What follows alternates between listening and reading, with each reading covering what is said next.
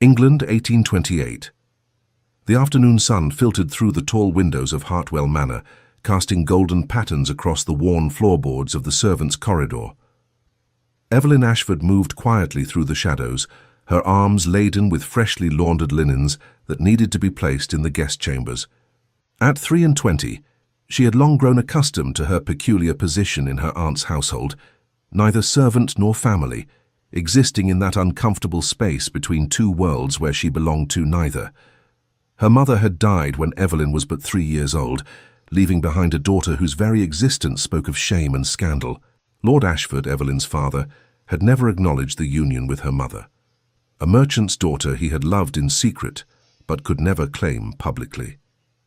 When her mother drew her last breath, weakened by fever and a broken heart, Evelyn became a burden passed to her mother's sister, Lady Margaret Pemberton, who had married into minor nobility and never let anyone forget it. Lady Pemberton had taken Evelyn into Hartwell Manor, not out of familial affection, but out of obligation, and perhaps a twisted sense of superiority. The child served as a constant reminder that the Pemberton family stood above such scandals, that they possessed the moral fortitude to care for the unfortunate offspring of their wayward relations. Yet this charity came with a price. Evelyn was given a small room in the servants' quarters, dressed in simple grey frocks that marked her as somewhere between maid and mistress, and set to work assisting Mrs. Dawson, the head housekeeper, who had become the only mother figure Evelyn had ever truly known. Mrs. Dawson was a woman of considerable years, her hair silver as moonlight and her hands weathered from decades of service. She had taken one look at the frightened 3-year-old child brought to Hartwell Manor 20 years ago and had opened her heart completely. While Lady Pemberton issued cold commands and her daughter Lucinda regarded Evelyn with barely concealed contempt, Mrs. Dawson had taught Evelyn to read by candlelight, had saved bits of ribbon and lace to brighten the girl's plain dresses, had held her when nightmares came. In the vast coldness of Hartwell Manor, Mrs. Dawson's quarters in the West Wing had been the only place where Evelyn felt truly safe. This particular afternoon carried an electric tension through the manor's halls. The Duke of Ashford, Theodore Hawthorne, the most eligible gentleman in all of England, was expected within the hour. Lady Pemberton had been in a state of barely controlled excitement for weeks, orchestrating every detail of his visit with military precision. The Duke's arrival was not mere social courtesy. He came to discuss matters of significant importance to the aristocratic families of the county, matters that required the cooperation and presence of the local gentry. But Lady Pemberton had grander designs than simple cooperation. Her daughter Lucinda, at 20 years of age, was beautiful in the way that careful breeding and considerable fortune could ensure. Golden-haired and blue-eyed, with a figure that her expensive gowns displayed to perfection, Lucinda had been groomed since childhood for precisely this moment. Lady Pemberton had spent years cultivating connections, dropping careful hints in the right drawing rooms, ensuring that when the Duke of Ashford looked for a bride, Lucinda Pemberton would be foremost in his consideration. Such a match would elevate the Pemberton family to heights Lady Margaret had dreamed of since her own modest marriage to the late Sir Edmund Pemberton. Evelyn had heard the plans discussed endlessly over the past weeks. She had been instructed to remain out of sight during the Duke's visit, to keep to the servants' areas, and certainly not to present herself in any capacity that might draw attention. Lady Pemberton had been quite clear on this point, her thin lips pressed into a hard line as she delivered her orders. There was to be nothing, absolutely nothing, that might distract from Lucinda's opportunity to shine. As Evelyn climbed the servants' stairs toward the guest wing, she heard the commotion below that signaled the Duke's arrival. The sound of carriage wheels on gravel, the calling of footmen, the rustle of skirts as Lady Pemberton and Lucinda positioned themselves in the entrance hall. Evelyn paused on the landing, hidden from view by the heavy velvet curtains that divided the servants' passage from the main corridor. She knew she should not look, should not risk her aunt's wrath, but curiosity overcame caution. She had heard so much about the Duke of Ashford, about his wealth and power, his ancient title and vast estates. Some whispered that he was cold and proud, others that he was intelligent and fair.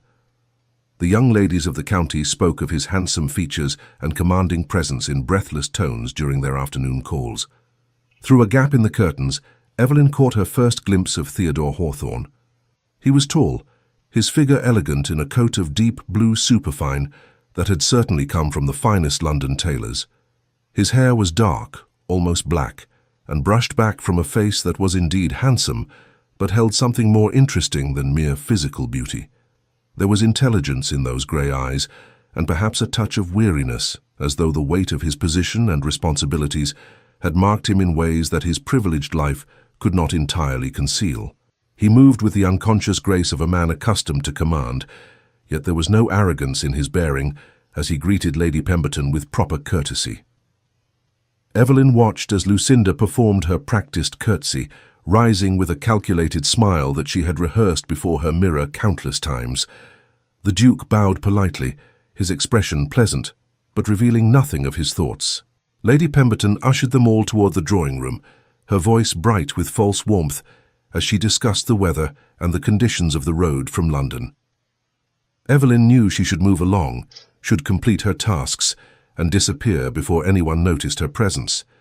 But something held her there, her fingers gripping the linens in her arms as she watched the distinguished party disappear into the drawing-room. A strange sensation had settled in her chest, something she could not quite name. It was as though the very air in the manor had shifted, as though some invisible thread had been pulled taut, connecting her to the tall figure of the Duke in ways she could not begin to understand. She shook herself free of such fanciful thoughts and hurried along to the guest chambers, where she set about her work with practiced efficiency.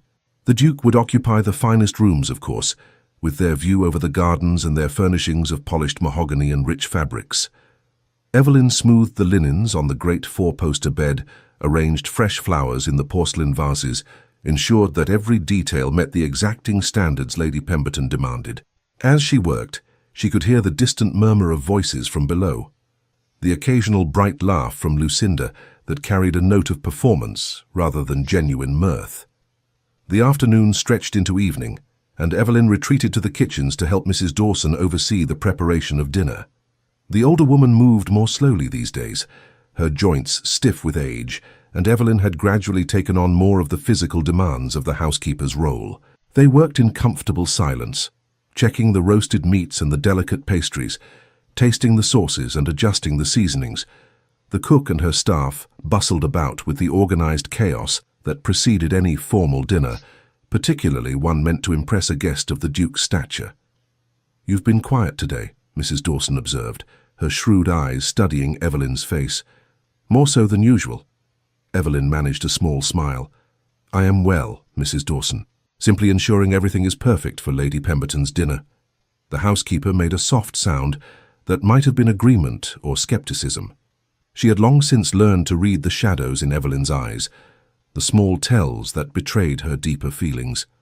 "His Grace arrived this afternoon, I understand. Did you catch a glimpse of him?" "Only briefly," Evelyn admitted, her hands occupied with arranging delicate sugar flowers on a towering confection. "He seems very dignified." "Dignified," Mrs. Dawson repeated with a hint of amusement. "That's one word for it, I suppose. They say he's a good man for all his rank and fortune, fair to his tenants, generous with his patronage, not given to the excesses that ruin so many young men of wealth." Evelyn nodded, though her thoughts remained strangely unsettled. She had no reason to think further about the Duke of Ashford, no reason to let his presence disturb the careful equilibrium she had established in her constrained life. Yet she could not quite dismiss the memory of that moment on the stairs, the way something had shifted inside her when she saw him. Dinner was announced at 8 o'clock, and the household staff moved with choreographed precision to serve the elaborate meal. Evelyn remained in the background, as was proper, ensuring that Mrs. Dawson had everything she needed to supervise the service. Through the open doors leading to the dining room, she could see the glittering table, the finest china and silver brought out for the occasion, the candles casting a warm glow over Lady Pemberton's triumphant face. The Duke sat at the place of honor, with Lucinda positioned strategically to his right. Lady Pemberton had invited several other local families of consequence, ensuring that the evening had the appearance of a proper social gathering rather than an obvious attempt at matchmaking. Yet everyone present understood the true purpose of the dinner, and speculation buzzed through the room like bees around honeyed flowers. Evelyn caught fragments of conversation, as she moved through the shadows of the corridor, bringing messages from the kitchen or ensuring that the footman had fresh bottles of wine at the ready. The Duke spoke with intelligence and wit, discussing matters of politics and estate management with the gentlemen, turning to lighter topics when addressing the ladies. Lucinda laughed at his remarks with practiced charm, her fan fluttering in a display of coquetry that seemed to come as naturally as breathing. Yet even from her distant vantage point, Evelyn sensed something amiss. The Duke's smile seemed polite rather than genuine, his attention to Lucinda courteous but lacking any spark of real interest. He participated in the evening's entertainment with perfect propriety, but there was a quality of remove about him, as though part of his mind remained elsewhere. The dinner concluded near midnight, with the guests retiring to the drawing room for cards and conversation. Lady Pemberton was in high spirits, clearly pleased with how the evening had progressed. She cornered Evelyn in the hallway as the younger woman was carrying a tray of used glasses back to the kitchens.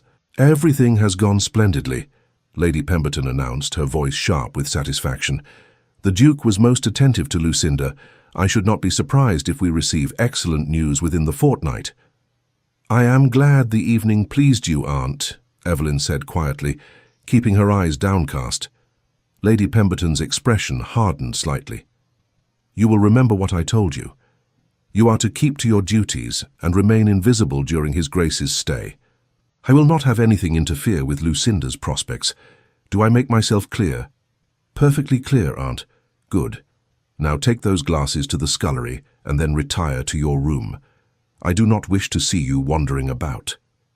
Evelyn nodded and hurried away, her cheeks burning with the familiar sting of humiliation. She had long since learned not to expect kindness from her aunt, but the casual cruelty still had the power to wound. In the kitchens, she found Mrs. Dawson overseeing the cleaning, her lined face weary with exhaustion. "You should rest," Evelyn urged gently, taking the ledger from the older woman's hands. "I shall finish the evening's accounts and ensure everything is properly stored." Mrs. Dawson patted her hand with affection. "You're a good girl, Evelyn. Too good for this house if you want the truth of it." She lowered her voice, glancing around to ensure they were not overheard. "Your aunt's ambitions are writ plain across her face tonight. She's counting her chickens before they're hatched, mark my words." "Lucinda is very beautiful," Evelyn observed, though the words tasted oddly bitter on her tongue, "and accomplished. Surely the Duke would be fortunate to win her hand." Mrs. Dawson made that skeptical sound again. "Beauty and accomplishments are well enough, but they don't make a marriage, child. There must be something more, something that speaks heart to heart." She studied Evelyn's face for a long moment, then sighed. "But what would an old woman know? I've never married after all. Go on with you now, and don't stay up too late with those accounts." Evelyn worked quietly in the stillness of the kitchens, her pen scratching across the pages of the household ledger as she recorded the evening's expenses. The sounds of the party had faded as the guests departed and the family retired to their chambers. Only the occasional creak of old timbers and the soft whisper of wind against the windows broke the silence.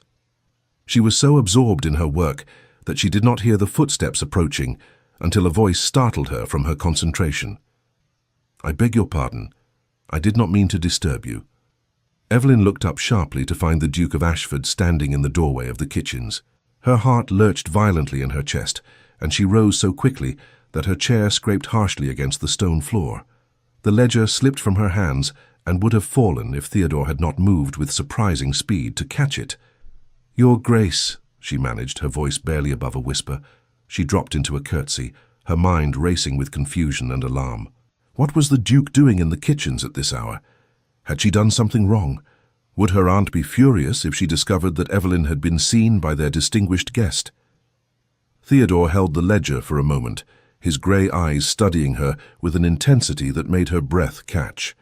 Up close, he was even more striking than she had realized, his features carved with aristocratic precision, but softened by something in his expression that she could not quite identify.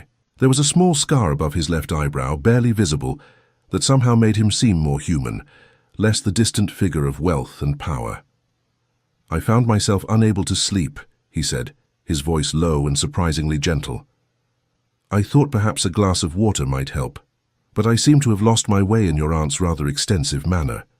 He smiled slightly, a self-deprecating expression that transformed his entire face. "I confess I'm not usually so poor with directions." Evelyn's hands trembled slightly as she took the ledger from him, setting it carefully on the table. "The house can be confusing, Your Grace. The original structure has been added to many times over the centuries." She moved to the pump and filled a clean glass with water, acutely conscious of his presence behind her. "Here, my lord." Theodore accepted the glass, but his attention remained fixed on her face rather than the water. "Thank you." "And you are?" "Evelyn, Your Grace. I assist Mrs. Dawson, the housekeeper."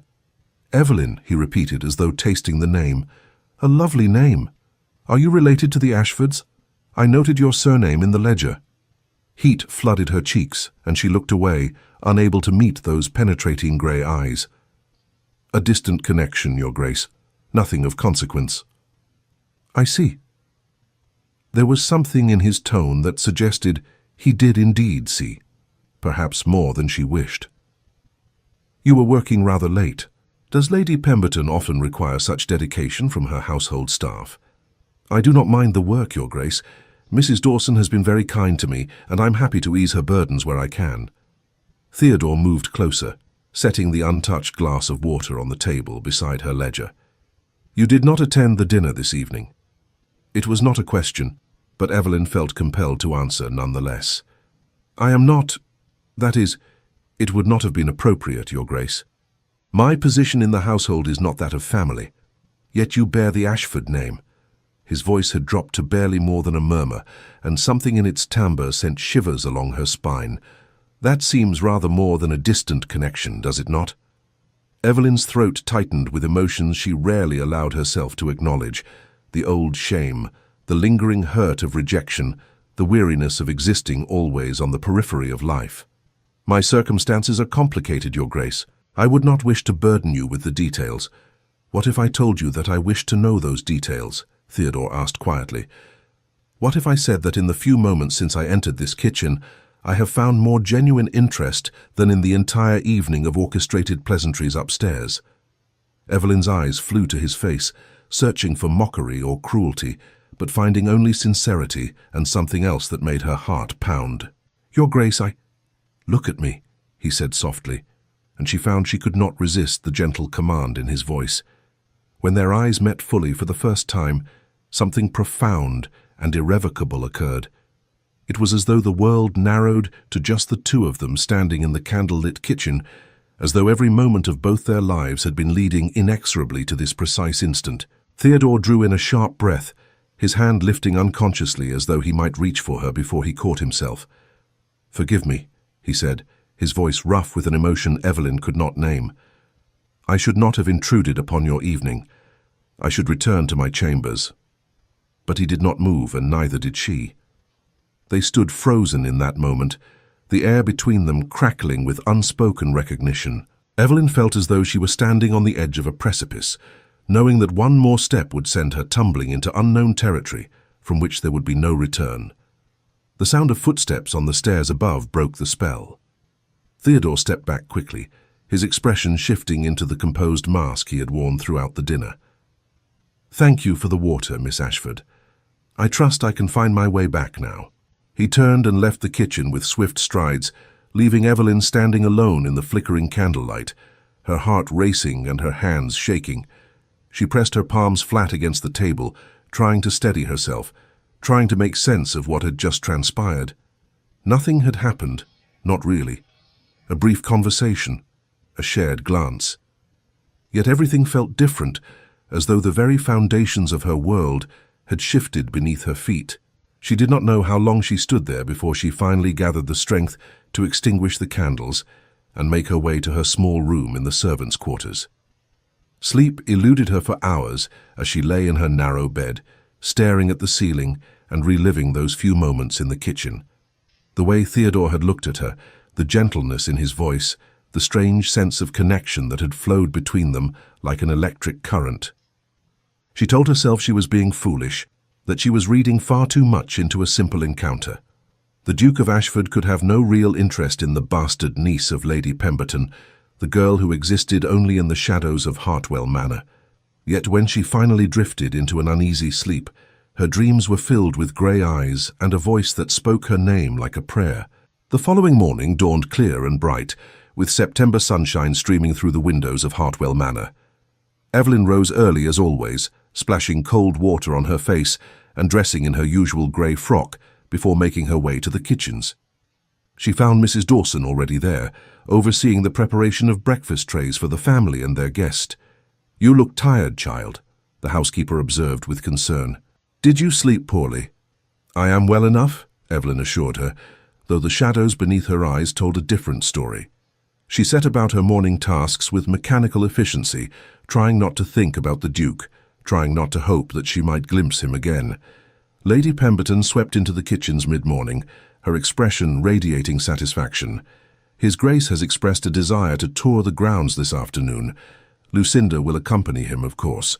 Evelyn, you will ensure that the rose garden is perfectly maintained and that refreshments are available in the summer house should they wish to rest there."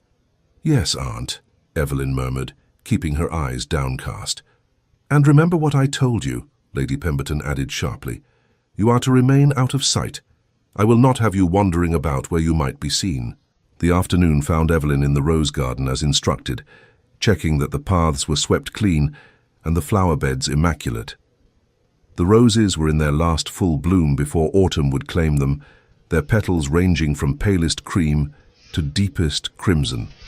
She had always loved this garden, had spent many solitary hours here finding what peace she could among the fragrant blooms. It seemed cruel that even this small sanctuary was now denied to her, claimed by her aunt's ambitions for Lucinda. She heard their voices before she saw them, Lucinda's bright laugh carrying across the garden. Evelyn quickly retreated behind a tall hedge, positioning herself where she could slip away unseen once they had passed. Through the leaves, she could see Lucinda's golden hair gleaming in the sunlight, her pale blue dress the perfect complement to the garden's beauty. The Duke walked beside her, his hands clasped behind his back, his expression politely attentive as Lucinda chatted about the various plantings and their history. "Mamma has always been most particular about the roses," Lucinda was saying. "She considers them the crowning glory of Hartwell's gardens. Do you not agree, Your Grace, that they are exceptionally fine?" "They are indeed beautiful," Theodore replied, though his tone lacked enthusiasm. His gaze seemed to wander across the garden, almost as though he were searching for something or someone. They drew closer to Evelyn's hiding place, and she pressed herself against the hedge, praying they would move along before she was discovered. But fate had other designs. A thorn caught at her sleeve, and in her attempt to free herself quietly, she stumbled slightly, her foot dislodging a small stone that skittered across the path. Both Lucinda and Theodore turned at the sound. For a frozen moment Evelyn stood exposed, her face flushed with embarrassment, her grey dress drab against the vibrant colours of the garden. Lucinda's expression shifted from surprise to fury in an instant. "What are you doing here?" she demanded, her voice sharp with outrage. "Mother specifically instructed you to remain out of sight." "I was just leaving, Miss Lucinda," Evelyn said quickly, her eyes fixed on the ground. "Please forgive the intrusion." "See that you do," Lucinda snapped. "Really, the presumption is quite astounding. Come, Your Grace, let us continue our walk elsewhere. I apologize for this unseemly interruption." But Theodore was not looking at Lucinda. His gaze was fixed on Evelyn with an intensity that made her breath catch. The same recognition she had seen in the kitchen burning even brighter in the daylight. He seemed to have forgotten Lucinda's existence entirely. His attention focused solely on the young woman in the grey dress, who looked as though she wished the earth would open and swallow her whole. "Miss Ashford," he said, his voice cutting through Lucinda's irritated comments. "We meet again." Lucinda's head snapped toward him, confusion and suspicion warring in her expression. "You know her, Your Grace?" "We encountered each other briefly last evening," Theodore said, his eyes never leaving Evelyn's face. "When I lost my way in the manor's corridors." He took a step closer, ignoring Lucinda's small gasp of surprise. "Tell me, Miss Ashford, are you familiar with the roses in this garden? I confess I have some interest in horticulture and would value the opinion of someone who seems to know these grounds well." Evelyn's heart hammered against her ribs. She could feel Lucinda's furious gaze boring into her, could imagine the punishment that would follow this encounter. Yet something in Theodore's expression, some unspoken plea or challenge, made her lift her chin and meet his eyes. "I do know something of the roses, Your Grace," she said quietly. "I have tended them for many years." "Then perhaps you would be so kind as to share that knowledge," Theodore replied, and there was something in his voice that sounded almost like triumph. "Miss Pemberton, I hope you will forgive me if I detain Miss Ashford for a few moments. I find myself quite curious about the cultivation methods employed here." Lucinda's mouth opened and closed like a fish gasping for air. She had been taught many skills to attract and hold a gentleman's attention, but she had never been prepared for a situation where a duke of the realm dismissed her in favor of a bastard servant. Her face flushed an unbecoming shade of red, and her voice, when she finally found it, trembled with barely controlled rage. "But, Your Grace, I had hoped we might walk to the lake. The view is quite spectacular this time of day." "Perhaps later," Theodore said smoothly, his tone brooking no argument. "I shall return to the house shortly." It was a clear dismissal, delivered with aristocratic authority that could not be challenged. Lucinda had no choice but to curtsy stiffly and retreat, though the look she cast at Evelyn promised retribution. When she had disappeared around the hedge, Theodore turned back to Evelyn with an expression that combined relief and something darker, more intense. "Now," he said softly, "perhaps you will tell me the truth about your position in this household. And do not dissemble, Miss Ashford. I have some experience in reading people, and I know when I am being told carefully edited versions of the truth." Evelyn's hands twisted together, her instinct for self-preservation warring with an inexplicable desire to be honest with this man who looked at her as though she mattered. "It is not a pleasant story, Your Grace."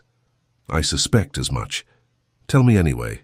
And so, standing in the rose garden with the September sun warm on her face and the Duke of Ashford's steady gaze upon her, Evelyn told the story she had never shared with anyone outside Mrs. Dawson. She spoke of her mother's death, her father's refusal to acknowledge her existence, her aunt's cold charity that came with the price of invisibility. The words tumbled out in a rush, as though a dam had broken inside her, and with them came tears she had not permitted herself to shed in years. Theodore listened in silence, his expression growing progressively darker as the tale unfolded. When she finally fell quiet, her voice hoarse and her cheeks wet with tears, he stepped closer still, pulling a pristine handkerchief from his pocket and offering it to her with such gentleness that it broke something in her chest. "Your aunt is a fool," he said flatly, "and cruel besides. That she could have you in her house all these years and fail to see your worth speaks to a poverty of spirit I find contemptible." Evelyn accepted the handkerchief with trembling hands, dabbing at her eyes. "You are kind to say so, Your Grace, but—" "I am not being kind," Theodore interrupted. "I am being truthful. From the moment I saw you last night in the kitchen, from the first instant our eyes met, I knew that I had found something precious beyond measure. I do not expect you to understand this, Miss Ashford, or perhaps even to believe it. I barely understand it myself, but I know with absolute certainty that I cannot leave this house without ensuring that you are protected, that you are given the respect and care you deserve." Evelyn stared at him, unable to process what she was hearing. "Your Grace, you cannot mean— that is, we have barely spoken. You do not know me." "Then I shall endeavor to remedy that situation," Theodore replied, a smile touching his lips that transformed his entire countenance. "With your permission, of course, I would very much like to know you, Evelyn Ashford. I would like to know everything about you, your thoughts, your dreams, what makes you smile and what causes you sorrow. I realize this is highly irregular, and I am violating every rule of proper courtship, but I find I do not care about conventions when faced with something that feels this profoundly right." "But Lucinda," Evelyn whispered, "my aunt's expectations—" "Are of no consequence to me," Theodore said firmly. "I will not be maneuvered into a marriage, no matter how carefully your aunt has laid her plans. I am master of my own fate, Miss Ashford, and I choose to pursue a connection that speaks to my heart rather than one that serves social ambition." He reached out slowly, giving her time to move away if she wished, and took her hand in his. The touch sent fire racing through her veins, and she gasped at the intensity of her reaction. "Your Grace," she began, but he shook his head. "Theodore," he said quietly, "when we are alone, I would very much like to hear you say my name." "I cannot," Evelyn protested weakly, though her fingers curled around his of their own volition. "It would not be proper." "Then we shall have to make it proper," Theodore replied. His thumb traced gentle circles on the back of her hand, and his grey eyes held hers with an intensity that made rational thought nearly impossible. "I am going to court you, Evelyn Ashford. With your permission, I am going to call upon you, to speak with you, to learn everything there is to know about the remarkable woman I discovered in a midnight kitchen. And at the end of that courtship, if you will have me, I am going to make you my Duchess." The world seemed to tilt on its axis. Evelyn heard the words but could not quite believe them, could not reconcile this declaration with everything she had ever known about her place in the world. "You cannot be serious," she whispered. "I am nobody, nothing. I have no fortune, no connections, no family of any worth. Your position, your responsibilities. My responsibilities include ensuring my own happiness and that of my future family," Theodore said. "And I have learned, Miss Ashford, that happiness cannot be found in marriages of convenience or political alliance. It comes from connection, from understanding, from the meeting of two souls who recognize each other across whatever distance or obstacles society might place between them." He lifted her hand to his lips, pressing a kiss to her knuckles that sent shivers racing up her arm. "I saw that recognition in your eyes last night, just as you saw it in mine. Tell me I am wrong. Tell me you felt nothing, and I will leave this place and never trouble you again." But Evelyn could not tell him that, because it would be a lie. She had felt it, that profound sense of rightness, as though all the scattered pieces of her life had suddenly aligned. She had tried to dismiss it as fantasy, as the dangerous dreaming of a girl who had learned long ago not to hope for more than survival. Yet here stood Theodore Hawthorne, Duke of Ashford, declaring his intentions with a conviction that made her believe for the first time that perhaps her life could hold more than shadows and service. "I felt it," she admitted, her voice barely audible. "But I am afraid, Your Grace, Theodore.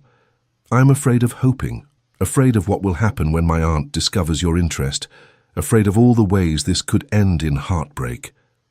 "Then we shall face those fears together," Theodore said simply. "But I will not let them rob us of what might be. Trust me, Evelyn. Trust that what we feel is real and worth fighting for." Their conversation was interrupted by the sound of approaching footsteps. Theodore released her hand with obvious reluctance, stepping back to a more appropriate distance. Mrs. Dawson appeared around the hedge, her expression carefully neutral, though her eyes darted between them with sharp intelligence. "Begging your pardon, Your Grace, but Lady Pemberton has sent me to inquire if you would care for refreshments in the summer house. Miss Lucinda is waiting there." "Thank you, Mrs. Dawson," Theodore replied smoothly. "Please inform Lady Pemberton that I shall join her shortly. I was just admiring the roses with Miss Ashford here. She has been most informative about their care." Mrs. Dawson's eyebrows rose fractionally, but she merely curtsied and withdrew. Theodore turned back to Evelyn, lowering his voice to a murmur that only she could hear. "I must go and perform my social obligations, tedious though they may be, but I shall find a way to speak with you again before I depart Hartwell. This conversation is far from over, Evelyn. In fact, I rather think it has only just begun." He bowed elegantly and strode away, leaving Evelyn standing amid the roses with her thoughts in complete disarray. She pressed her hands to her burning cheeks, trying to steady her breathing, trying to convince herself that what had just transpired was real and not some elaborate dream from which she would soon awaken. Mrs. Dawson returned a few moments later, her lined face creased with concern.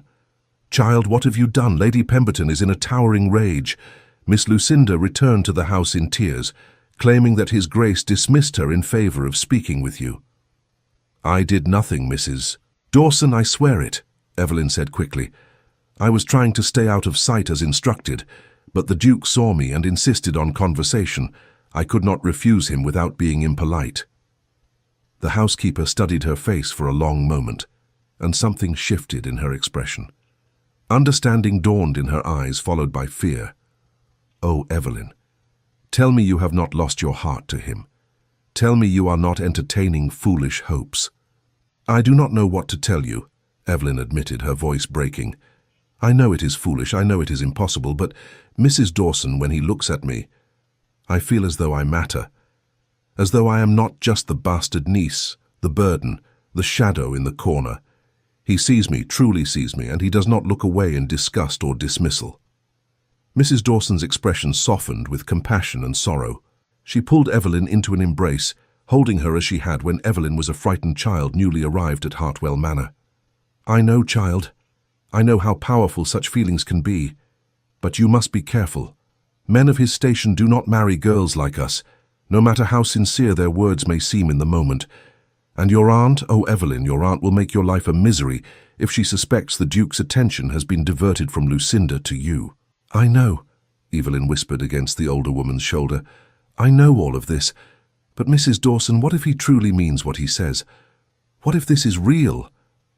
"Then God help you both," Mrs. Dawson murmured, "for the storm that is coming will test you in ways you cannot yet imagine. Come now, you must compose yourself and return to your duties. Act as though nothing has transpired. Perhaps, if we are fortunate, the Duke will depart tomorrow, and this will all fade like a dream." But Evelyn knew, even as she nodded and dried her tears, that this would not fade. Whatever had begun between her and Theodore Hawthorne had taken root too deeply to be dismissed or forgotten. For better or worse, her life had been irrevocably altered by those moments in the rose garden. The remainder of the day passed in a haze of tension.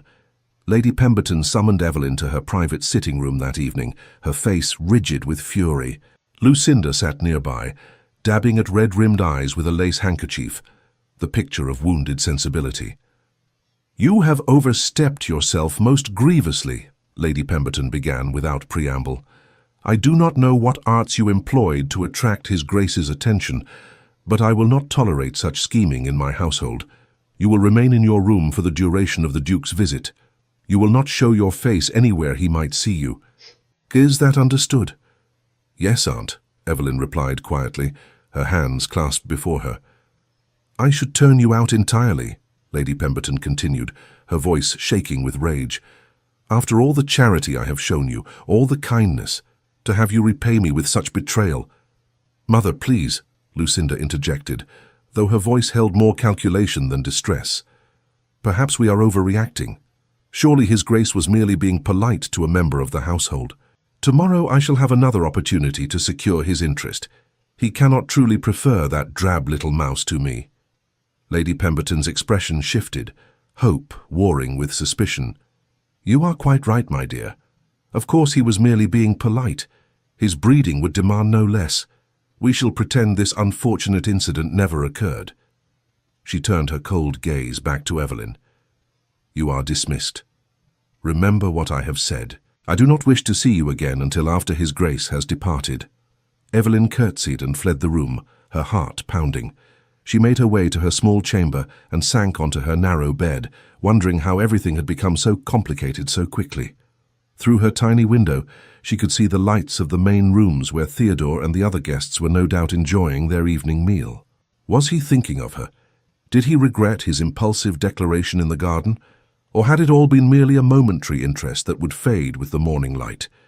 She did not know how long she sat there before a soft knock came at her door. Mrs. Dawson entered, carrying a tray with bread, cheese, and tea. "You missed dinner," the housekeeper said gently, setting the tray on the small table. "I thought you might be hungry." "Thank you," Evelyn murmured, though she had no appetite. "Mrs. Dawson, what am I to do?" The older woman sat beside her on the bed, taking her hand. "You must be strong, child.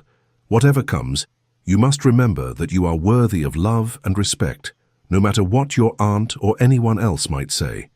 Your birth does not define your value. Your circumstances do not determine your worth." "The Duke said something similar," Evelyn said softly. "He called my aunt cruel for failing to see it." "Did he now?" Mrs. Dawson's lips curved in a small smile. "Then perhaps he is wiser than most men of his station. But wisdom does not always translate to action, Evelyn.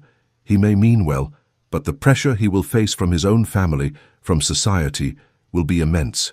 A duke does not marry a penniless bastard without consequences. I know, Evelyn whispered. I know all of this, yet I cannot help but hope. Then hope, Mrs. Dawson said, squeezing her hand.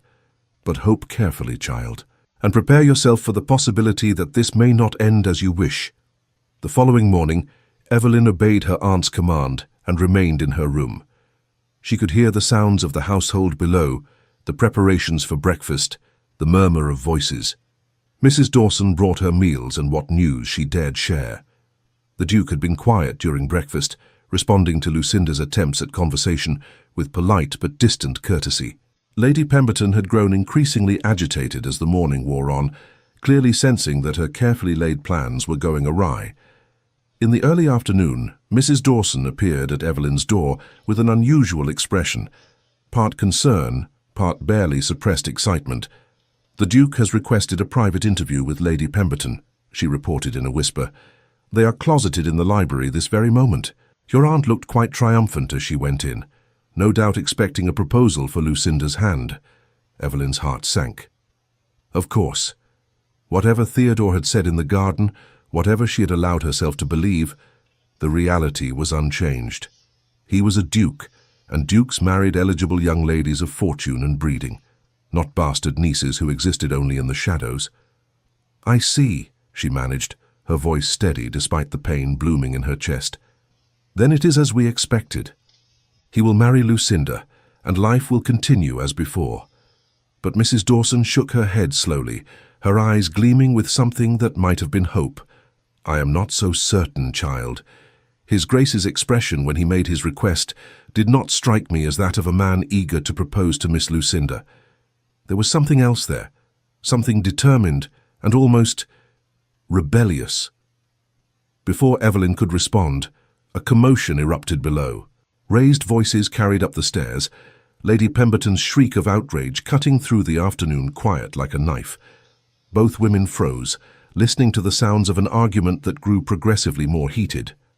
"How dare you?" Lady Pemberton's voice rang through the manor. "After all the courtesy I have shown you, after opening my home and introducing you to my daughter." Theodore's reply was too low to distinguish, but his tone carried absolute authority. More shrieking from Lady Pemberton, then the sound of a door slamming with tremendous force. Footsteps pounded up the main staircase, and Mrs. Dawson quickly pulled Evelyn back from the door. "Stay here," the housekeeper commanded. "Do not show yourself until we know what has transpired." But Evelyn could not obey. She slipped from her room and made her way to the servants' staircase that opened onto the upper gallery. From this vantage point, hidden behind a carved pillar, she could see Lady Pemberton pacing the hallway like a caged animal, her face contorted with fury. Lucinda stood nearby, her expression a mixture of shock and humiliation. "The audacity!" Lady Pemberton spat. "The absolute audacity of the man! To come into my home to accept my hospitality, and then to make such a preposterous demand." "What did he want, Mother?" Lucinda asked, her voice small and frightened. "What did he say?"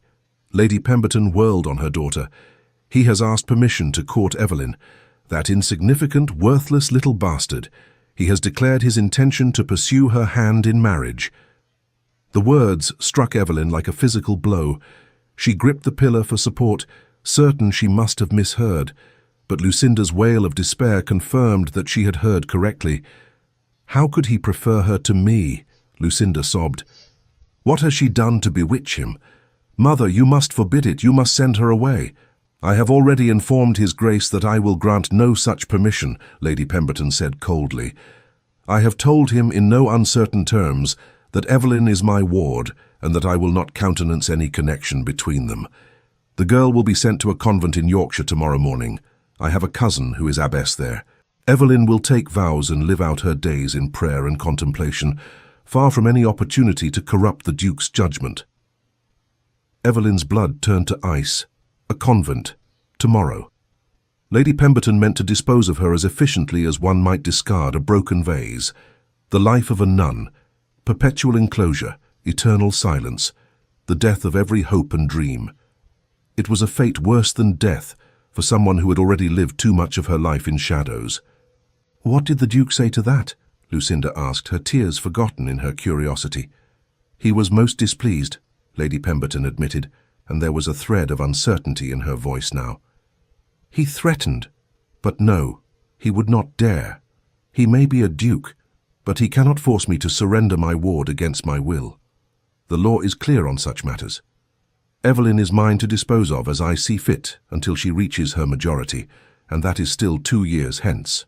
Evelyn barely heard the rest of their conversation. She stumbled back to her room, her mind reeling. Theodore had been sincere. He had truly meant what he said in the garden. He had gone to her aunt and formally requested permission to court her. And now Lady Pemberton meant to lock her away in a convent to prevent any possibility of such a union. Mrs. Dawson found her some time later, curled on her bed and staring at nothing. The housekeeper's face was drawn with grief and determination. "I have heard what Lady Pemberton plans," she said without preamble, "and I will not allow it to happen. You are not going to that convent, Evelyn. Not if I have any power to prevent it." "What can you do?" Evelyn asked dully. "She is my legal guardian. She has the right to place me wherever she chooses." "Perhaps," Mrs. Dawson said slowly, "but the Duke also has rights and resources that far exceed your aunt's petty authority. He must be made aware of her intentions. If he knows that she means to send you away tomorrow, he will surely act to prevent it." "How can he?" Evelyn demanded, sitting up. "He cannot legally interfere. You said so yourself. My aunt has authority over me until I reach my majority." "There are ways," Mrs. Dawson said, her voice dropping to a whisper. "If the Duke were to claim that your aunt is acting against your best interests, if he were to bring the matter before a magistrate, he might be able to have guardianship transferred. It would cause a tremendous scandal, but it could be done, and a duke has influence that can smooth over many difficulties." "But he has already left Hartwell," Evelyn said, despair weighing down every word. "I heard his carriage depart over an hour ago. By the time word could reach him in London, I will already be on my way to Yorkshire." Mrs. Dawson's expression turned crafty. "His Grace did leave Hartwell Manor, this is true, but I have it on good authority from one of the grooms that he has taken rooms at the Red Lion Inn in the village. He told the innkeeper that he has business in the area and will remain there for several days." Hope kindled in Evelyn's chest, fragile and frightening. "He stayed, even after my aunt refused his request?" "It would seem so," Mrs. Dawson confirmed, "which suggests to me that he is not prepared to accept Lady Pemberton's decision as final. But he does not know about the convent, Evelyn. He does not know how urgently he must act." "Then someone must tell him," Evelyn said, rising from the bed with new determination. "But how? I am watched constantly, and if I tried to leave the manor, my aunt would know immediately." "You cannot go," Mrs. Dawson agreed. "But I can. Lady Pemberton has no reason to suspect me, and I often walk to the village on household business. I can carry a message to His Grace at the inn without drawing undue attention." "Mrs. Dawson, you cannot," Evelyn protested. "If my aunt discovers what you have done, she will dismiss you without a character. You will lose your position, your home." "Child, I am old," Mrs. Dawson said gently. "I have saved enough over the years to live modestly for whatever time remains to me. But you have your whole life ahead of you. I will not stand by and watch that life be buried in a Yorkshire convent, because your aunt is too proud and cruel to see what is before her eyes. You deserve happiness, Evelyn. You deserve love. And if that Duke is fool enough to offer both, then I will do whatever is in my power to help you claim them." Tears streamed down Evelyn's face as she embraced the only mother she had ever truly known. "Thank you," she whispered. "Thank you for everything you have been to me, for everything you have done." "Hush now," Mrs. Dawson said, patting her back. "Save your thanks for when you are safely wed to your Duke. Now quickly, you must write him a letter. Tell him what is planned for tomorrow. Tell him everything your aunt said. Leave nothing out." Evelyn sat at the small table and took up pen and paper with trembling hands. The words came in a rush, her neat script covering page after page as she poured out the whole terrible situation. She told Theodore of her aunt's fury, of the planned journey to the Yorkshire convent, of her fear and desperation. She told him, too, of her feelings, the connection she had felt in the kitchen, the wonder of their conversation in the rose garden, the way he had made her feel seen and valued for the first time in her life. She signed the letter simply. "Yours, if you will have me, Evelyn." and sealed it with a wafer, her hands shaking so badly she could barely manage the task. Mrs. Dawson tucked the letter into her bodice and pulled her shawl around her shoulders. "I shall go to the village now. With luck, I will be back before dinner, and no one will think anything of my absence. Stay in your room, Evelyn. Do not give your aunt any cause to advance her plans or increase her vigilance." "Be careful," Evelyn pleaded. "And Mrs. Dawson, if this somehow succeeds, if by some miracle Theodore is able to prevent my being sent away, I will never forget what you have done for me. I will see that you are cared for, that you want for nothing." The housekeeper smiled, tears gleaming in her own eyes. "I want nothing more than to see you happy, child. That will be payment enough for any risk I take today." She slipped from the room, leaving Evelyn alone with her fears and her desperate hopes. The afternoon crawled by with agonizing slowness. Evelyn stood at her small window, watching the road that led to the village, praying that Mrs. Dawson would return safely, that Theodore would receive the letter, that somehow impossibly this nightmare would end in something other than her imprisonment in a convent. Darkness was falling when Mrs. Dawson finally returned. She came directly to Evelyn's room, her face flushed from her rapid walk but her eyes bright with satisfaction. "It is done," she announced quietly. "I delivered your letter into the Duke's own hands. He read it there in the inn's parlour, and Evelyn, I wish you could have seen his face. He went white as snow, and then such fury came into his eyes as I have never witnessed in a gentleman. He said, and these were his exact words, 'Tell Miss Ashford that she is not to fear. Tell her that I will come for her, and no power on earth will prevent me from claiming her as my own.'" Evelyn pressed her hands to her mouth, torn between laughter and tears. "He truly said that?" "Upon my word," Mrs. Dawson confirmed. "And then he called for his secretary and began issuing orders like a general preparing for battle. He was writing letters even as I left, dispatching riders to London and elsewhere. Whatever he plans, it will be swift and decisive." "But what can he do?" Evelyn asked, pacing the small confines of her room. "My aunt plans to send me away at first light. Even if Theodore rides here tonight, she will not let him see me. She will not be moved by his arguments or his demands." "Then we must ensure she has no opportunity to send you away," Mrs. Dawson said thoughtfully. "We must delay the departure somehow, give His Grace time to arrive with whatever solution he has devised." "How can we delay it? My aunt is determined—" "Leave that to me," Mrs. Dawson said, her expression turning mischievous in a way that made her look decades younger. "I have a few tricks yet at my disposal. Now, you must eat something and try to rest. Tomorrow will be a long day, one way or another." But rest proved impossible. Evelyn lay in her narrow bed, staring at the ceiling, her mind racing through 100 scenarios, each more improbable than the last. How could Theodore possibly arrive in time?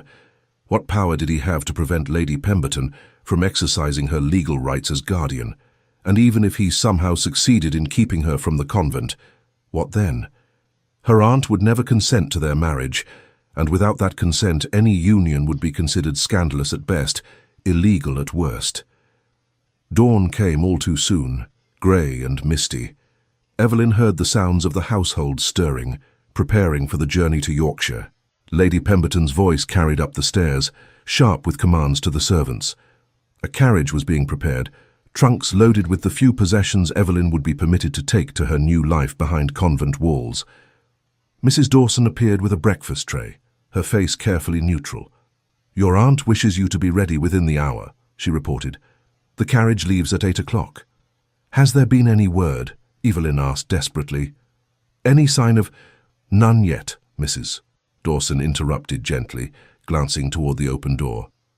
"But the morning is young, much can happen in an hour." Evelyn forced herself to eat a few bites of bread, though it tasted like ashes in her mouth.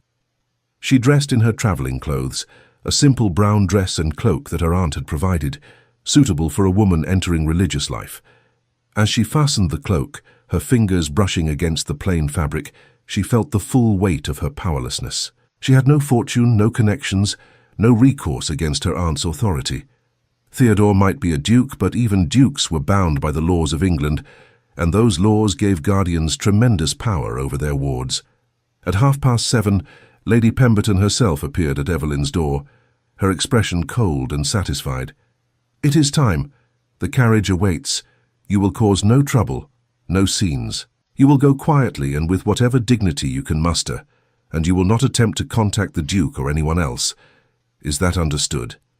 "Yes, Aunt," Evelyn said quietly, her voice devoid of emotion. What else could she say? What else could she do? "Good. Come along then. The sooner we have you settled in your new home, the sooner we can put this unfortunate incident behind us." Evelyn followed her aunt down the stairs, Mrs. Dawson trailing behind with tears streaming down her weathered face. In the entrance hall, Lucinda waited, her expression triumphant. The servants stood in a line, as was customary when a member of the household departed, their faces carefully blank, though several of the younger maids dabbed at their eyes with their aprons. The carriage stood ready in the drive, the horses pawing at the gravel. A trunk containing Evelyn's few belongings had already been strapped to the back. Lady Pemberton's own maid would accompany Evelyn on the journey, serving as both companion and guard against any attempt at escape. As Evelyn stepped out into the misty morning, her heart breaking with every step, a commotion erupted at the gates. The sound of multiple horses approaching at speed, voices calling out commands. Lady Pemberton froze, her face draining of colour. "What is the meaning of this?" she demanded as a party of riders swept up the drive. Theodore Hawthorne rode at their head, magnificent in riding clothes of dark green, his face set with determination. Behind him came his secretary, a stern-looking gentleman in sober attire, and two others whom Evelyn did not recognize, but whose bearing suggested positions of authority. Theodore dismounted before his horse had fully stopped, striding toward the assembled group with such command that even Lady Pemberton stepped back involuntarily. His eyes found Evelyn immediately, and the relief and fierce possessiveness in that gaze made her knees weak. "Your Grace," Lady Pemberton sputtered, rallying her composure. "What is the meaning of this intrusion? You have no right—" "I have every right," Theodore interrupted, his voice cutting through her protests like steel. "Gentlemen, if you would be so kind as to present the documents." The stern gentleman stepped forward, producing several papers sealed with official-looking stamps. "I am Mr. Aldridge, magistrate of this county. I have here an emergency petition filed by His Grace the Duke of Ashford, requesting immediate review of Miss Evelyn Ashford's guardianship based on allegations of mistreatment and coercion." Lady Pemberton's face went from white to red in an instant. "This is outrageous. I am her legal guardian, appointed by her own father's will." "A father who never acknowledged her existence," Theodore said coldly. "A father who abandoned both mother and child. The legitimacy of such guardianship is questionable at best, but we need not debate that point, Lady Pemberton, because I have found a far more elegant solution to this dilemma." He turned to the second gentleman, who stepped forward with a warm smile that contrasted sharply with the tension of the moment. "Allow me to introduce the Archbishop of Canterbury's personal representative, Father Benedict.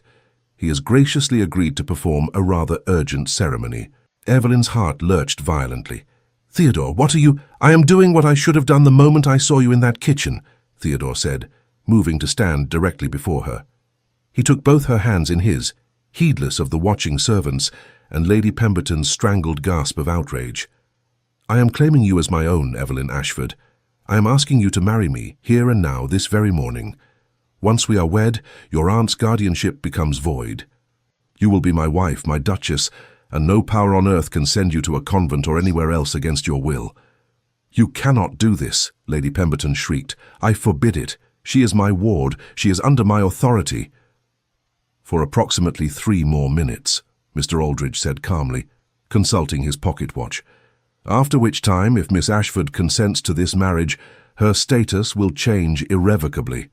Your Grace, perhaps we should proceed. Time, as they say, is of the essence." Theodore's eyes never left Evelyn's face. "What say you, my dear? Will you have me? Will you trust me enough to take this leap together? I know we have known each other for barely 2 days. I know this is mad and impulsive and contrary to every rule of proper courtship. But I also know that what I feel for you is real and true, and that I will spend the rest of my life proving myself worthy of the gift of your love." Evelyn's vision blurred with tears. Around her she could hear Lady Pemberton's continued protests, Lucinda's wails of dismay, Mrs. Dawson's soft weeping. But all of it faded to insignificance beside Theodore's steady gaze, the warmth of his hands clasping hers, the promise she saw written in every line of his handsome face. "Yes," she whispered, then louder with more conviction than she had ever felt about anything in her life. "Yes, Theodore, I will marry you." His smile transformed the misty morning into something glorious. He raised her hands to his lips, kissing them with such tenderness that her tears spilled over completely. "Then let us waste no more time. Father Benedict?" The ceremony that followed would later be described by those present as the most extraordinary wedding they had ever witnessed. It took place not in a church, but on the gravel drive of Hartwell Manor, with a stunned household as witnesses. Evelyn, in her plain brown travelling dress, and Theodore in his riding clothes, spoke their vows with Father Benedict presiding. Lady Pemberton continued to protest throughout, threatening legal action and social ruin, but her voice grew progressively weaker as the reality of the situation became clear. When Father Benedict pronounced them man and wife, Theodore drew Evelyn into his arms and kissed her with such passion and tenderness that several of the watching maids sighed audibly. Lady Pemberton made one last attempt to intervene, reaching for Evelyn's arm as though to pull her away, but Theodore moved smoothly to block her, his expression turning cold and dangerous. "Touch my wife again, madam, and you will discover precisely how unpleasant I can make life for those who threaten what is mine," he said quietly. "Evelyn is now the Duchess of Ashford. She is under my protection, my care, my authority. You have no further claim on her whatsoever. In fact, I suggest you consider your own position most carefully. Should I choose to make known the full extent of your abuse and neglect of your ward, your reputation in society would be destroyed utterly. The only reason I do not do so immediately is out of consideration for my wife's sensibilities. She has suffered enough at your hands. I will not add to her pain by creating a public scandal." Lady Pemberton's mouth worked soundlessly.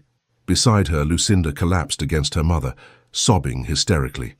The household servant stood frozen in shock, unable to process what they had just witnessed. Theodore turned to Mrs. Dawson, who hovered nearby with tears streaming down her face. "You must be the redoubtable Mrs. Dawson, whose letter gave me the warning I needed to act in time. You have my eternal gratitude, madam. My wife has told me of your kindness to her over the years, of how you have been the only mother she has known.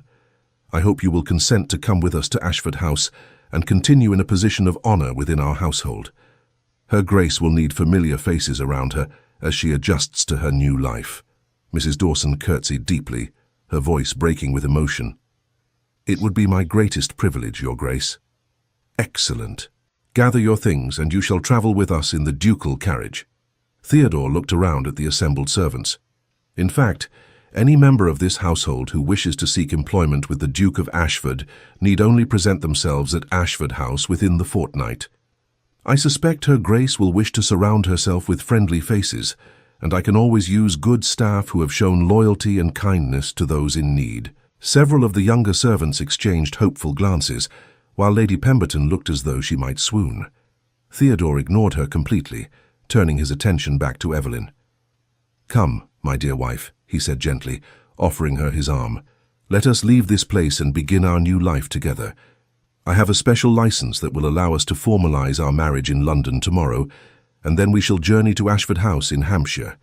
I think you will find it a far more welcoming home than you have known here." Evelyn placed her hand on his arm, still feeling as though she were moving through a dream. "But my things can be sent for later, or replaced entirely," Theodore said dismissively. "You need nothing from this house, Evelyn. Everything you require will be provided. I promise you, you will never want for anything again." As they walked toward the magnificent carriage bearing the Ashford coat of arms, Evelyn glanced back once at Hartwell Manor. Lady Pemberton stood rigid with fury and humiliation, Lucinda weeping dramatically beside her. The servants milled about in confusion, their carefully ordered world thrown into chaos. Only Mrs. Dawson moved with purpose, hurrying toward the house to collect her belongings so she might join them. "Do you regret it?"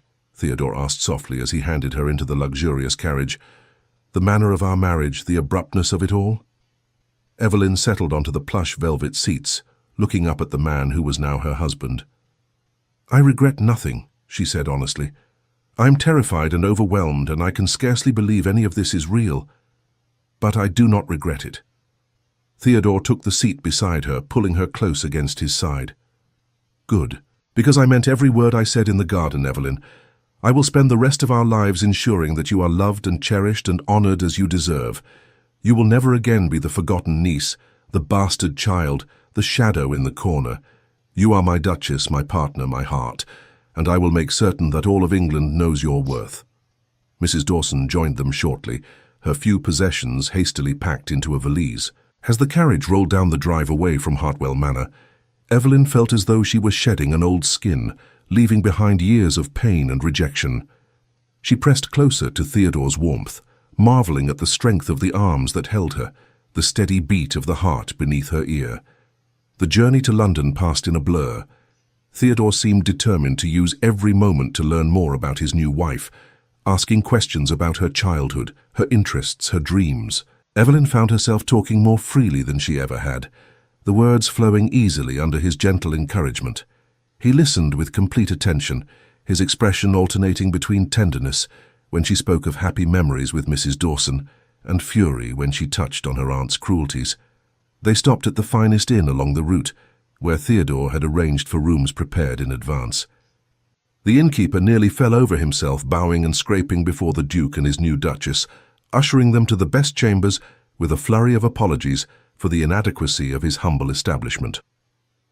That evening, as Evelyn stood at the window of their shared suite, watching the sun set over the rolling countryside, Theodore came to stand behind her. His arms encircled her waist, and he rested his chin on top of her head. "Are you happy?" he asked quietly. Evelyn turned in his embrace, looking up into those grey eyes that had seen her truly from the very first moment. "I am more than happy. I am in awe. Yesterday I thought my life was over, that I would be locked away in a convent with no hope of escape. Today, I am a duchess, married to a man who looks at me as though I am precious beyond measure. It feels like a fairy tale.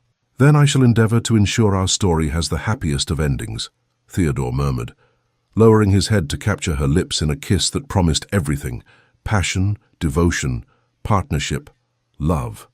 They arrived in London the following afternoon, where the formalities of their marriage were repeated in a small private ceremony at one of the city's most prestigious churches. Theodore had invited only his closest confidants, his man of business, his secretary, a few trusted friends from his club. News of the Duke of Ashford's sudden marriage had already begun to spread through the ton, creating a sensation that would fuel gossip for months to come. In the days that followed, as they prepared to journey on to Ashford House, Evelyn had her first taste of what life as a duchess would entail. Theodore took her to the finest modistes on Bond Street, insisting she be outfitted with an entirely new wardrobe befitting her station. He introduced her to his solicitors, ensuring that she understood the considerable fortune that was now at her disposal. He presented her to his aunt, the Dowager Duchess of Pemberton, a formidable woman who took one look at Evelyn and declared her a vast improvement over those insipid misses who have been throwing themselves at my nephew for years. But it was when they finally arrived at Ashford House that Evelyn truly understood the magnitude of the change in her circumstances. The estate sprawled across the Hampshire countryside, its ancient stone walls covered in ivy, its gardens laid out with mathematical precision. The house itself was a masterpiece of architecture, with soaring ceilings, priceless artwork, and furnishings that spoke of generations of wealth and taste. The staff lined up to meet their new mistress, over 100 servants whose livelihoods now rested in Evelyn's hands. She felt overwhelmed by the responsibility, intimidated by the thought of managing such a vast household. But Theodore stood beside her, his presence a steady anchor, and Mrs. Dawson had been installed as head housekeeper, her familiar face a comfort amid so much strangeness. "Welcome home, Your Grace," the butler intoned formally. Your Grace. The title still sounded foreign to Evelyn's ears, impossible to associate with herself. Yet when she looked at Theodore and saw the pride and love shining in his eyes, she felt something shift inside her. Perhaps she could grow into this role. Perhaps, with time and support, she could become the Duchess that Ashford House deserved. The first weeks of married life passed in a whirlwind of activity. Evelyn had much to learn about managing the household, about the social obligations of her new position, about navigating the complex world of the aristocracy. Theodore proved himself an attentive and patient husband, guiding her through the intricacies of her duties without ever making her feel inadequate. He seemed to take genuine pleasure in watching her grow into her role, celebrating each small victory as she mastered some new aspect of running the great estate. But more than that, Theodore courted her with a dedication that took her breath away. Despite the fact that they were already married, he seemed determined to win her heart properly. He brought her flowers from the greenhouse each morning, rare blooms that filled their private chambers with perfume. He took her riding across the estate, showing her every corner of the land that was now hers as well as his. He read to her in the evenings by the fire, sharing his favorite books and asking for her opinions on everything from poetry to politics. And at night, when they retired to their shared chambers, Theodore made love to her with such tenderness and passion that Evelyn discovered depths of feeling she had never imagined possible. He worshipped her body as though it were a precious gift, murmuring endearments against her skin, making her feel beautiful and desired in ways that healed wounds she had not fully acknowledged. Mrs. Dawson thrived in her new position, her spirits lifted by the kindness and respect shown to her by both the Duke and Duchess. She had a comfortable suite of rooms, a generous salary, and the satisfaction of seeing the child she had raised finally receiving the love and security she deserved. In the evenings, when her duties were complete, she would sometimes sit with Evelyn in the Duchess's private parlour, the two women sharing tea and conversation as they had done in the quiet moments at Hartwell Manor. "You have blossomed," Mrs. Dawson observed one evening, studying Evelyn's face with affectionate satisfaction. "There is a light in your eyes that was never there before, a confidence in your bearing. Marriage agrees with you, child." "Theodore agrees with me," Evelyn corrected with a soft smile. "He makes me feel as though I have value beyond my usefulness, as though I matter simply for being myself. I never knew such feelings were possible." "That is what love does," Mrs. Dawson said gently. "Real love, the kind that sees past surfaces to the heart beneath. His Grace is a rare man, Evelyn. Treasure what you have found together." "I do," Evelyn assured her. "Every moment of every day I am grateful for the miracle that brought him into my life." 3 weeks after their arrival at Ashford House, an invitation arrived that brought the first true test of Evelyn's new status. The Prince Regent himself was hosting a ball at Carlton House, and the Duke and Duchess of Ashford were commanded to attend. Theodore read the invitation with a slight frown, then looked at Evelyn with concern. "We need not go if you do not feel ready," he said immediately. "I can send our regrets, claim illness or pressing estate business." "No," Evelyn interrupted, surprising herself with her decisiveness. "I am your wife, your Duchess. I will not hide from society or give credence to those who might whisper that I am unworthy of my position. If we are to attend such events eventually, we may as well begin now." Pride flashed across Theodore's face. "You are magnificent," he said, pulling her into his arms. "And you are absolutely right. We shall attend, and society will see for themselves what a treasure I have claimed as my bride." The days leading up to the ball were filled with preparations. Evelyn's new wardrobe was extensive, but Theodore insisted that she needed something truly spectacular for her debut before the Prince Regent. He summoned the most fashionable modiste in London, who created a gown of silver silk that shimmered like moonlight with every movement. Sapphires from the Ashford family collection were reset into a magnificent necklace and earrings that complemented the gown perfectly. When Evelyn saw herself in the mirror on the evening of the ball, she barely recognized the elegant woman staring back at her. Gone was the plain grey dress and apologetic demeanour of Lady Pemberton's forgotten niece. In her place stood a duchess, regal and beautiful, with confidence born from the love of a man who saw her true worth. Theodore appeared in the doorway of her dressing room, resplendent in formal evening attire. He stopped short at the sight of her, his eyes darkening with appreciation and desire. "You will be the most beautiful woman in the room," he said huskily, "and I shall be the most envied man in all of England." The ball at Carlton House exceeded even Evelyn's most elaborate imaginings. The rooms blazed with the light of thousands of candles reflected in gilt mirrors and crystal chandeliers. The cream of English society filled the halls, bedecked in jewels and finery that represented fortunes.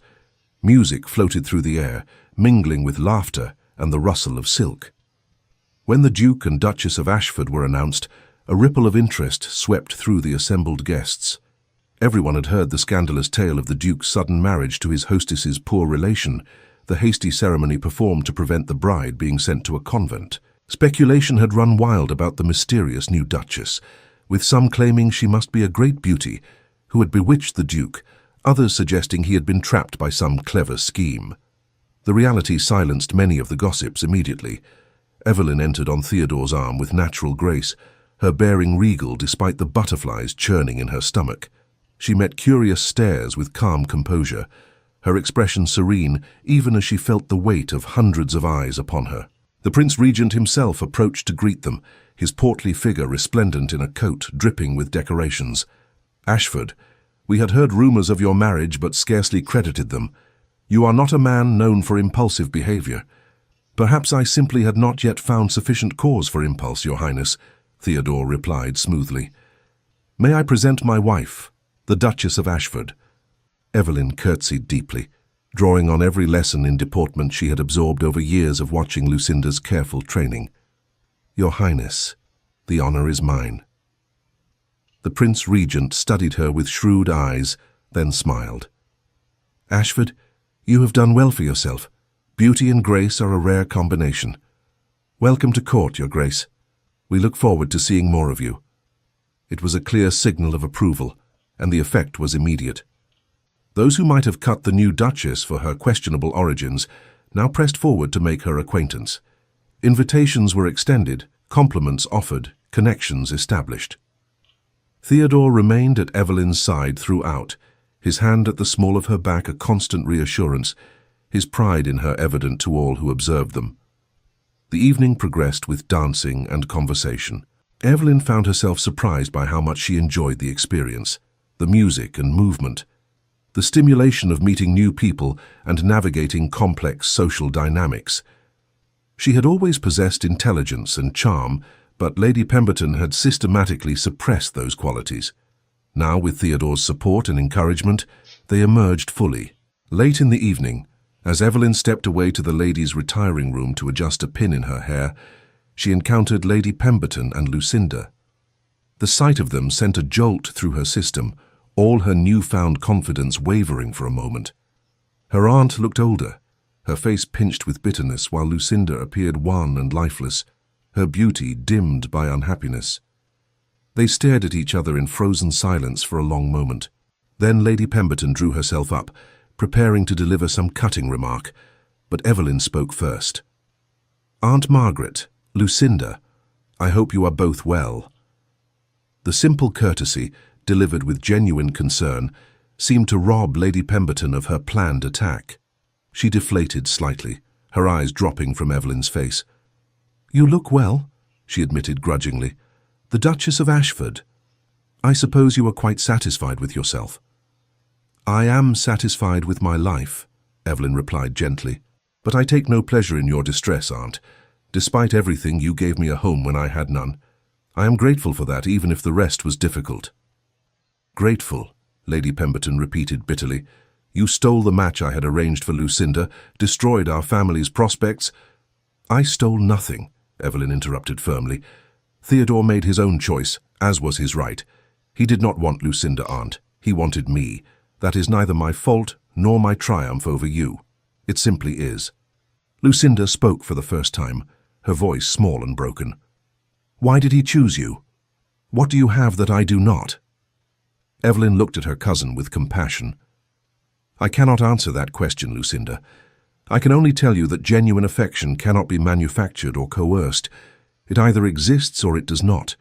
You are beautiful and accomplished, and you will find a gentleman who values those qualities and loves you for yourself. But Theodore was never meant to be that gentleman." She moved past them toward the door, then paused and looked back. "If you ever have need of assistance, Aunt, you need only write to me. Despite our history, I bear you no ill will. I hope you can find peace and happiness in your own lives, as I have found in mine." She left them standing in stunned silence and returned to the ballroom, where Theodore waited with barely concealed impatience. The moment he saw her, relief flooded his features. "I was beginning to worry," he admitted, drawing her back onto the dance floor. "You were gone rather longer than expected." "I encountered my aunt and Lucinda," Evelyn explained, as they moved through the figures of a waltz. "It was not as terrible as I feared. I think perhaps we have reached an understanding of sorts." Theodore's expression turned fierce. "If they upset you—" "They did not," Evelyn assured him. "In fact, I found that facing them no longer holds the power it once might have. I am not the frightened, powerless girl I was at Hartwell Manor. I am your wife, your Duchess, and I know my own worth now. They cannot take that from me." "No," Theodore agreed, pulling her fractionally closer than the dance strictly required. "They cannot. You are extraordinary, Evelyn, do you know that? In the space of a few short weeks, you have transformed from a woman who existed in shadows to one who commands every room she enters. I am in awe of your strength." "I had good reason to find that strength," Evelyn murmured, her eyes locked with his. "I had you believing in me, seeing me as I truly am. That makes all the difference." As the ball drew to a close and they prepared to depart, Evelyn reflected on how far she had travelled from that afternoon in Hartwell Manor's kitchen. She had been nothing then, nobody, existing only on the periphery of life. Now she stood at the centre of her own story, loved and honoured, her future stretching out before her bright with possibility. The carriage ride home to Ashford House was peaceful. Evelyn nestled against Theodore's side, both of them weary but content. The house welcomed them with warm light spilling from the windows, servants waiting to attend to their needs, Mrs. Dawson there to inquire how the evening had proceeded. "It was perfect," Evelyn told her, squeezing the older woman's hands. Everything was absolutely perfect. Later, in the privacy of their chambers, as Theodore helped her remove the sapphires and began unlacing her gown, Evelyn caught sight of their reflection in the mirror. The Duke and Duchess of Ashford, united in love and partnership, their future together assured. "Do you have any regrets?" Theodore asked quietly, echoing his question from their wedding day. "About the speed of our marriage, the unconventional nature of our courtship." Evelyn turned in his arms, reaching up to cup his face in her hands. "My only regret is that I did not meet you sooner, that I spent so many years without knowing such happiness was possible. But perhaps we needed to wait for precisely the right moment, the right circumstances. Perhaps everything happened exactly as it was meant to." "I like that philosophy," Theodore murmured, lowering his head to kiss her. "It suggests that every difficulty we faced, every obstacle overcome, led us inevitably to each other." "Precisely," Evelyn agreed. "And now we have the rest of our lives to build something beautiful together." The months that followed established a pattern of happiness that Evelyn had never imagined possible. She grew into her role as Duchess with increasing confidence, managing the vast household with skill and introducing innovations that improved the lives of both servants and tenants. She established a school for the estate children, ensuring they received education regardless of their family's circumstances. She created programs to support the elderly and infirm, drawing on her own experiences of vulnerability to inform her charity. Theodore watched her flourish with undisguised pride. He had known from that first moment in the kitchen that Evelyn possessed extraordinary qualities. But even he was surprised by the depth of her compassion and the breadth of her capabilities. She was not content to be merely decorative, to fill the role of Duchess in name only. She engaged fully with every aspect of her position, using her power and resources to effect genuine change. Their marriage deepened with each passing day. They learned each other's habits and preferences, developed private jokes and shared rituals.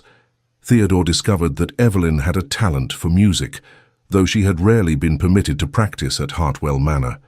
He installed a magnificent pianoforte in the music room and hired the finest teachers, delighting in the sounds of her playing that filled the house each afternoon. Evelyn learned that Theodore, for all his ducal authority, harbored a love of poetry and philosophy that he rarely shared with others. She spent evenings listening to him read aloud, discussing the ideas and themes, challenging his interpretations with her own sharp intelligence.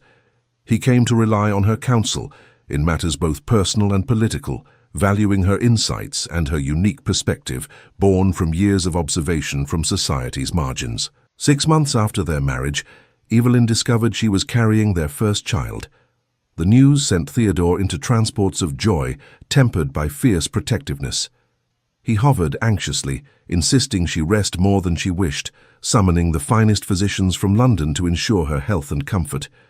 "You are being ridiculous," Evelyn told him fondly when he tried to prevent her from walking in the gardens. "Women have been bearing children since the dawn of time. I am perfectly healthy and capable of moderate exercise." "You are not just any woman," Theodore replied stubbornly. "You are my wife, the love of my life, and I will not take any chances with your well-being." "Then walk with me," Evelyn suggested, taking his arm. "Keep me company and cease this fretting. Our child needs a father who is calm and confident, not one who starts at every shadow." Theodore laughed despite himself. "When did you become so wise?" "I have always been wise," Evelyn teased. "You're only just now noticing." They walked through the rose gardens, now in the full bloom of early summer. The flowers reminded Evelyn of that afternoon at Hartwell Manor, the moment when Theodore had looked into her eyes and seen her truly for the first time. So much had changed since then, yet the essential truth remained the same. They had recognized each other as kindred spirits, two halves of a whole, finally united. "Do you ever think about what your life might have been if I had not wandered into that kitchen?" Theodore asked quietly, his hand covering hers where it rested on his arm. "Sometimes," Evelyn admitted. "I would have been sent to the convent, lived out my days in silence and isolation. But Theodore, I try not to dwell on what might have been. I prefer to focus on what is. This beautiful life we have built together, the future we are creating. That is real and precious. Everything else is merely shadow." "You are wiser than I deserve," Theodore murmured, bringing her hand to his lips. "But I am grateful beyond measure that fate brought us together, however unlikely our meeting might have seemed." The child, a daughter they named Catherine, was born on a crisp autumn morning, her first cries filling Ashford House with joy. Theodore wept openly when he held his daughter for the first time, overcome by love and wonder. Evelyn watched her husband cradling their child and felt her heart swell with emotions almost too powerful to contain.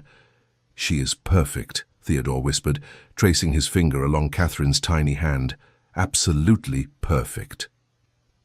"She is ours," Evelyn replied simply, "and she will grow up knowing she is loved and valued, that her worth is inherent and not dependent on circumstances of birth or fortune. We will give her everything we can, Theodore, love and security and the freedom to become whoever she is meant to be." "Yes," Theodore agreed fervently. "She will never doubt her place in this world, never question whether she is wanted or worthy. She will have what you were denied, Evelyn, a childhood of safety and affection." Mrs. Dawson, now showing the effects of age but still sharp as ever, became Catherine's devoted nursemaid. She rocked the baby for hours, singing the same lullabies she had once sung to Evelyn. The circle of love and care continued across generations, healing old wounds and creating new bonds. As Catherine grew from infant to toddler, Ashford House rang with her laughter and the patter of small feet. Evelyn and Theodore marveled at every milestone, from her first smile to her first steps. They filled her nursery with books and toys, determined to nurture her curiosity and intelligence. And when she was old enough to ask questions, they answered honestly, explaining that while the world could sometimes be unkind, love and determination could overcome even the greatest obstacles. 3 years after Catherine's birth, a son arrived, Charles, named for Theodore's late father. And 2 years after that, another daughter, Margaret, named in a gesture of reconciliation for Evelyn's aunt. The nursery grew crowded with children's voices, the estate alive with the next generation of Hawthorns. Lady Pemberton, who had maintained a stiff distance after that encounter at the ball, softened when news of little Margaret's name reached her. She sent a letter, awkward and stilted but genuine in its emotion, thanking Evelyn for the gesture and expressing regret for her past treatment. It was not a full apology, perhaps, but it was a beginning. Evelyn wrote back warmly, inviting her aunt to visit Ashford House and meet her great-nieces and nephew. The visit, when it occurred, was tense at first, but gradually eased into something approaching family harmony. Lady Pemberton held baby Margaret with tears in her eyes, acknowledging that she had been wrong, that she had let pride and ambition blind her to what truly mattered. Lucinda, who had eventually married a respectable baronet, came as well. She and Evelyn would never be close, but they achieved a cordial relationship based on mutual respect, if not affection. The past could not be erased, but it could be accepted and moved beyond. 10 years after that fateful afternoon in Hartwell Manor's kitchen, Evelyn stood in the portrait gallery of Ashford House, studying the new painting that had just been hung. It depicted the Duke and Duchess with their 3 children, captured by one of England's finest artists. Theodore stood tall and proud, his hand resting on young Charles's shoulder. Evelyn sat in an elegant chair, baby Margaret in her arms, while Catherine stood beside her mother, her expression already showing signs of the intelligence and character she would carry into adulthood. "It is quite good, is it not?" Theodore said, coming to stand beside his wife, "though I think it fails to capture your true radiance." Evelyn laughed. "You are biased, husband." "Undoubtedly," Theodore agreed, slipping his arm around her waist. "But I have earned the right to my bias through years of devotion and observation. I know your face better than my own. I see the woman you were when I first encountered you in that midnight kitchen, frightened and uncertain but already possessing such hidden strength. And I see the woman you have become, confident, compassionate, beloved by all who know you. The transition has been extraordinary to witness." "I could not have made that transition without you," Evelyn said softly, leaning into his embrace. "You saw me when I was invisible to everyone else. You believed in me when I had ceased to believe in myself. You gave me not just a new life, Theodore, but a new understanding of what life could be." "We gave that to each other," Theodore corrected gently. "You think I was unchanged by our meeting. I was arrogant in my assumptions, certain that I knew what I wanted from life and marriage. Then I looked into your eyes and discovered I knew nothing at all. You taught me that love is not about social position or calculated advantage. It is about recognition and connection, about finding the one soul that answers your own across whatever distance or obstacles might separate you." They stood together in comfortable silence, contemplating the portrait and the journey it represented. From that first improbable meeting to this moment of established happiness, they had traveled far together. There had been obstacles and opposition, moments of doubt and difficulty, but they had faced each challenge united, their love growing stronger with each test survived. "Do you think Catherine will ask about my origins one day?" Evelyn wondered aloud. "About why she has no grandparents on my side, no family connections beyond what you have provided?" "Undoubtedly," Theodore replied. "She is too intelligent not to wonder. And when she asks, we shall tell her the truth, that you came from difficult circumstances, but rose above them through strength and grace. That her mother is the finest woman I have ever known, regardless of the circumstances of her birth. That love and character matter far more than bloodlines or fortune."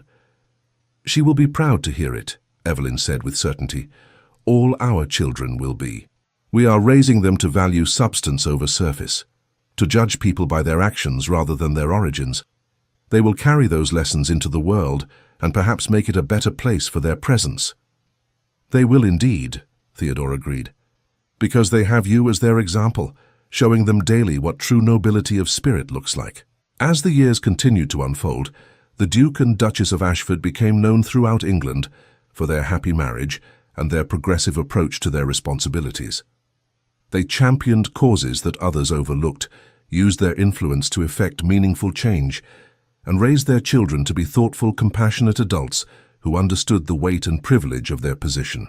Evelyn never forgot the lessons of her early life, the pain of rejection, the loneliness of existing in shadows, the desperate hope that somehow things might be different. Those experiences informed everything she did as Duchess, making her sensitive to suffering others might overlook, determined to use her power to protect the vulnerable. Mrs. Dawson lived to see all 3 of her beloved charges reach adulthood, her final years comfortable and filled with love. When she passed peacefully in her sleep at the age of 82, the entire estate mourned. Evelyn wept as she had not wept since childhood, grieving the loss of the only true mother she had ever known. They buried Mrs. Dawson in the family plot at Ashford, a final acknowledgement of her true place in their hearts.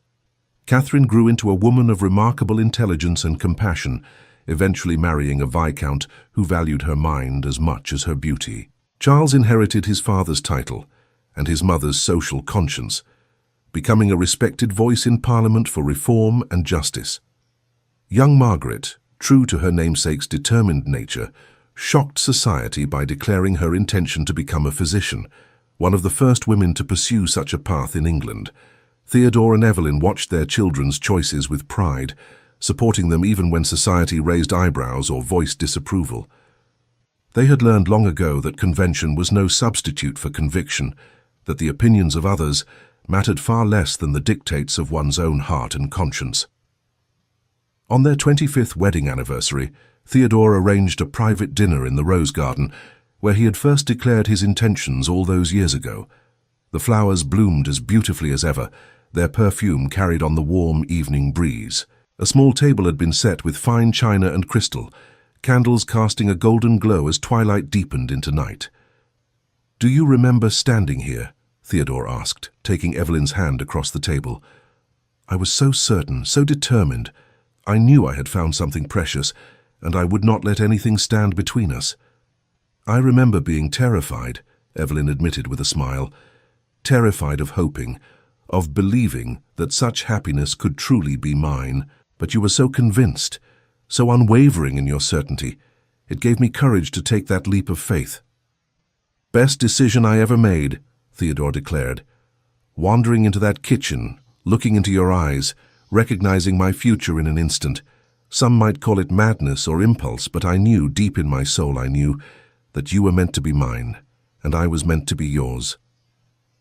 25 years, Evelyn mused, her thumb tracing circles on the back of his hand. 3 children, countless memories, a life beyond anything I could have imagined. Theodore, you gave me everything, not just wealth and position, but dignity and purpose and love. You saw the woman I could become when everyone else saw only the bastard niece, the servant, the burden. That vision of yours transformed my entire existence. "You transformed yourself," Theodore corrected gently. "I merely provided the opportunity and support. The strength, the intelligence, the compassion, those were always yours, Evelyn. They simply needed room to flourish." They sat in comfortable silence as the stars emerged overhead, 2 souls who had found each other against all odds and had built something beautiful together. Their love story had begun in the most unlikely of circumstances: a midnight encounter in a manor kitchen, a desperate letter smuggled to an inn, a wedding performed on a gravel drive with a furious aunt as unwilling witness. It had all the elements of a fantastical romance, yet it was real and enduring, tested by time and circumstance and emerging stronger from every trial. "What do you suppose happened to Hartwell Manor?" Evelyn wondered idly. "I have not thought of it in years. Lady Pemberton sold it some time ago," Theodore replied. "The fortune from Lucinda's marriage was not sufficient to maintain it, and there were debts. I believe she now lives quietly in Bath with a small household. By all accounts, she is not unhappy." "I am glad," Evelyn said sincerely. "I do not wish ill on anyone, not even those who wronged me. Life is too short and too precious for such bitterness." "Another lesson for our children," Theodore observed. "Forgiveness and grace, even when neither is strictly deserved. You have taught them well, my love." As the evening drew to a close and they made their way back to the house, arm in arm as they had walked 1,000 times before, Evelyn reflected on the extraordinary journey her life had taken. From invisible servitude to honored Duchess, from despair to profound joy, from isolation to the warm embrace of family and love. It seemed impossible that one chance encounter could lead to such transformation, yet here she stood, living proof that miracles could occur even in the most ordinary of moments. The forgotten niece had become the cherished Duchess, the bastard child had become the beloved wife and mother. The shadow in the corner had stepped fully into the light and claimed her place in the world. And all because a duke had lost his way in a manor's corridors and found himself in a kitchen at midnight, where a young woman with sad eyes had offered him water and, unknowingly, captured his heart forever. Their love story would be told and retold through the generations of Hawthorns who followed, becoming family legend. The portrait in the gallery would be preserved and treasured, a reminder of where they had begun and what they had built together. And long after they had both passed from this world, the legacy of their unlikely union would endure. In the lives they had touched, the changes they had championed, the children and grandchildren who carried forward their values of compassion, courage, and the transformative power of love. For in the end, that was the true fairy tale. Not that a duke had married beneath his station, but that two people had recognized each other across the artificial barriers of society and had chosen love over convention, connection over calculation, hope over fear. They had proven that worth was not determined by birth or circumstance, that every person possessed inherent dignity and value waiting to be acknowledged and honored.